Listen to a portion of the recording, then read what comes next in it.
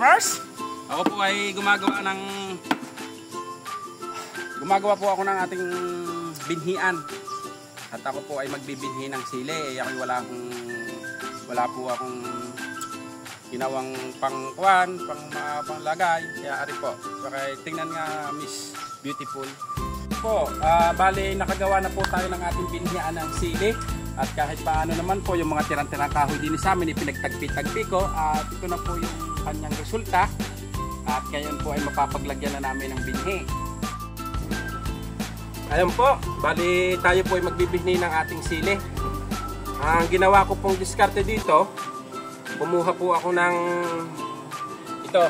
Ito po ay kinuha ko po doon po sa mga bulok na buli. Yung pong pinakaloob nun may mga lupa-lupa doon. So yun po yung ginagawa kong lupa para sa binhian natin.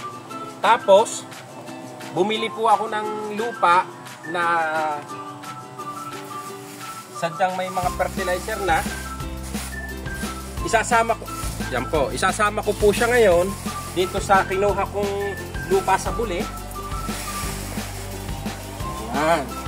Para makatipid po tayo.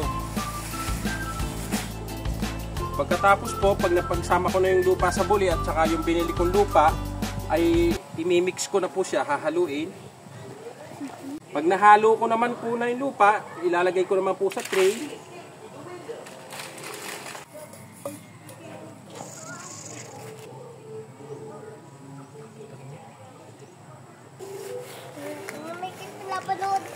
Pagkalagay naman po ng mga buto sa tray ay tatalunan po natin ng lupa na ulit. Ayun nga po, at ito'y aking dadalhin na sa aking munting kubo na ginawa para doon pasibulin. Muli po, ako po si Mang Berting, ang inyong simpleng magsasaka.